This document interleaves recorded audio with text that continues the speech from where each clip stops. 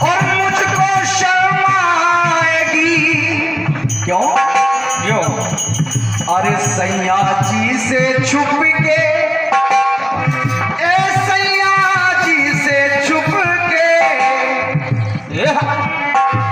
सैया जी से छुप के हुई क्या तेरी बात बता दे भैया। हमारे भैया लोग विराजमान हैं, गीत को सुनिएगा। दो रोटी खा के चैन से सोता है आदमी।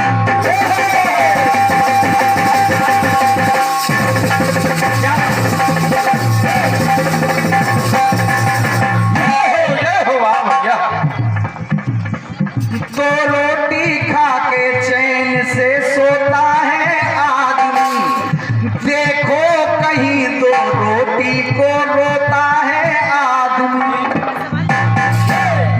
रोटी के लिए जग में कमाता है आदमी, घर छोड़कर परदेश को जाता है आदमी। रोटी के लिए बन जाता शैतान आदमी, रोटी के लिए खो देता ईमान आदमी। लेकिन हद तो तब हो जाती है, कब कि रोटी के लिए जब हो जाता परेशान आदमी, तो रोटी के लिए ले लेता है जान आदमी। क्योंकि अरे जीवन में जीने के खातिर जग में बड़ी महान है दो रोटियां।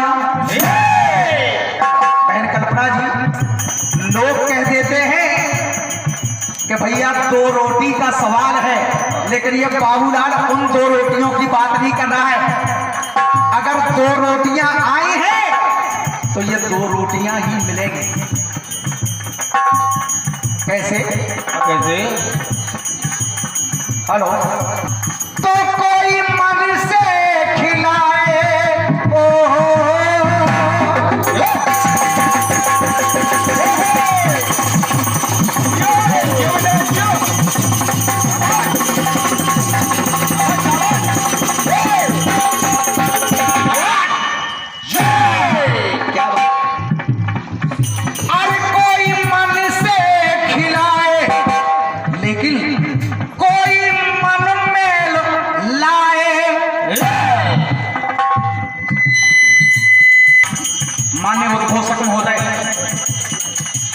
आदरणीय संचालक महोदय, थोड़ा सा आपका ध्यान चाहता हूं।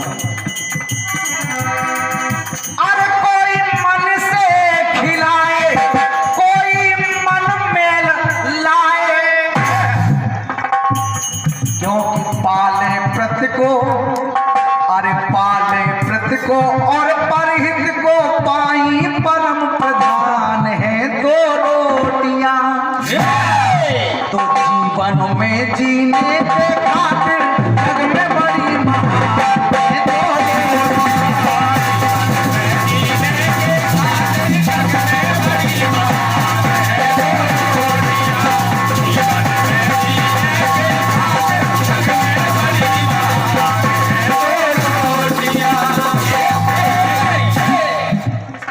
पहली दो रोटी देखिए। सोरठ नगर के राजा वीरभद्र, जिन पर दुश्मन ने आक्रमण कर दिया और पूरा राजपाट छुड़ा लिया। राजा और रानी बेचारे दोनों निकल गए महल से, भीख मांग मांग कर अपना पेट पाल रहे हैं। अब विचार करिए कि जिसने अपने राज में कई पेट हैं पाले, मगर आज सोचें राजा आज कैसे पेट को पाले।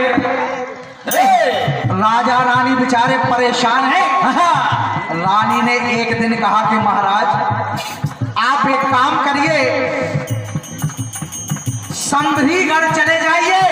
राजा ने कहा काहे के लिए, वहां जाकर क्या करूंगा?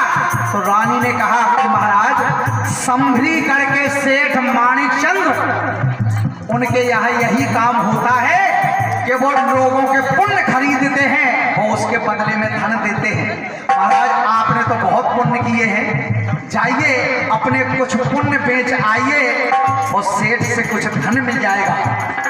राजा जाने के लिए तैयार हुए तो रानी ने थोड़ा सा आटा मांग करके इधर उधर से थोड़ा सा आटा मांगा और राजा को दे दिया कि महाराज आपको रास्ते में भूख लगेगी तो आप इसकी रोटियां बना करके खा लेना।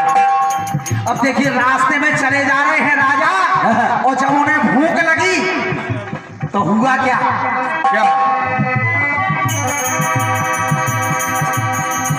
राजा ने उस आटे की 4 रोटियां बनाई और जैसे ही खाने को बैठे एक साधु महात्मा आ गए। साधु महाराज आ गए, बोले भैया आपके पास कुछ खाने को हो तो दे दो, बहुत भूख लगी है। राजा ने वो 4 रोटियों में से 2 रोटियां उस साधु को खिला दी और 2 रोटियां खुद खा ली और पहुंच गए कहां? सेठ माणिकचंद्र के पास। उधर जाकर कहा कि सेठ जी मैं अपने पुण्य बेचने आया हूं, मेरे पुण्य खरीद लो। हुआ क्या? तो दान लेके नृपति ने दिया दान कर,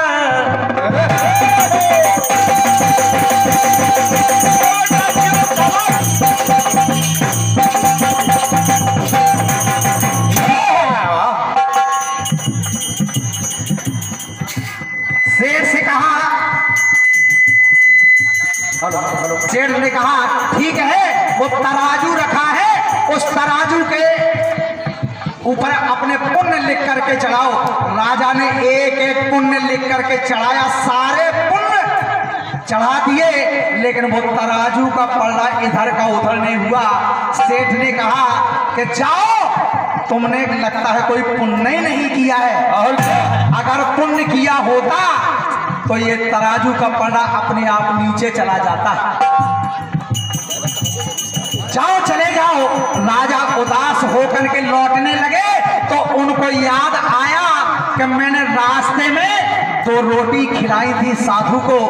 सेठ से कहा सेठ जी मेरा एक पुण्य और बाकी है, वो और देख लीजिए। और जैसे ही वो 2 रोटी का पुण्य लिख करके तराजू पर रखा, तुरंत वो तराजू का पलड़ा नीचे चला गया। अब हुआ क्या?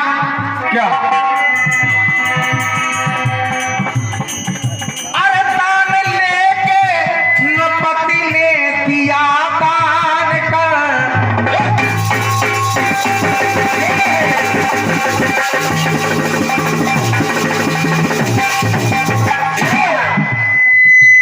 तो वो गया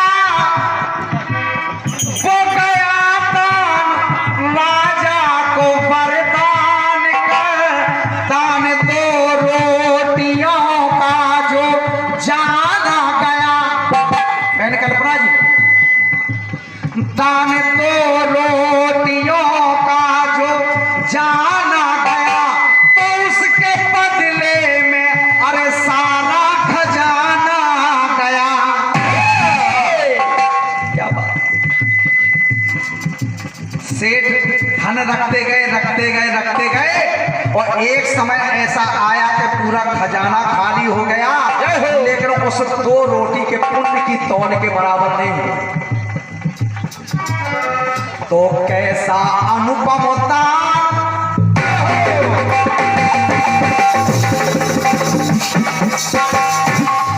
अरे कैसा अनुपम दान नृपति का करती दुख निदान है 2 रोटियां तो जीवन में जीने के खातिर जग में बड़ी महान।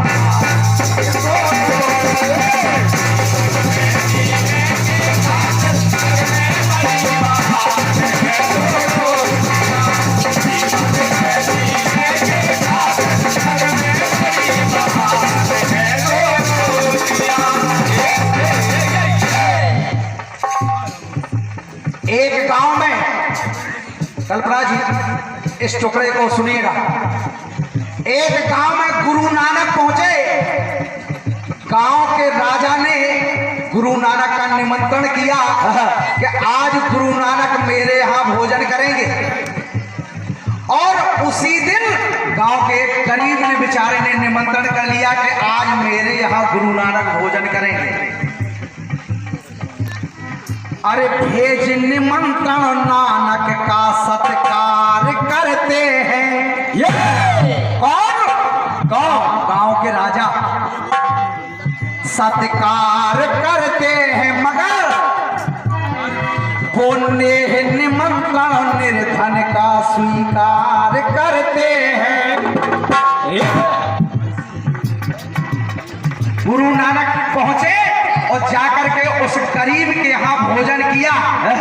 जब भोजन किया, ये बात पता चली राजा को, तो क्रोध से तमतमा उठे।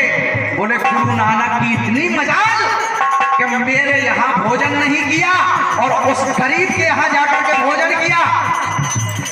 पहुंचे गुरु नानक के पास और जाकर के कहा, सुनो गुरु नानक,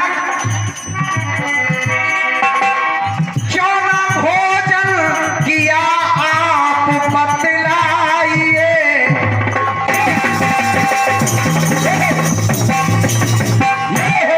बताओ गुरु नानक, क्यों ना भोजन किया आप बतलाइए। तो गुरु नानक ने कहा, क्या? बोले नानक चलो आप भी लाइए। ठीक है, आप भी भोजन लाओ। एक रोटी ली उस राजा की और एक रोटी उस गरीब की ली, और दोनों हाथों से दोनों रोटियों को निचोड़ने लगे गुरु नानक। तो एक रोटी से गिरती दूध की धार है, दूसरी से बहे खून की धार है। ये एक रोटी से दूध गिर रहा है और दूसरी रोटी से खून टपकने लगा। राजा ने कहा, गुरु नानक ये क्या हो रहा है? गुरु नानक ने कहा, सुनो राजन, जिस रोटी से दूध गिर रहा है ये उस बेचारे गरीब के खून पसीने की कमाई की रोटी है, और जिस रोटी से खून गिर रहा है ये तुमने जो गरीबों का खून चूस चूस कर धन इकट्ठा किया है, उस धन की कमाई की ये रोटी है, इसलिए मैंने तुम्हारे यहाँ भोजन नहीं किया।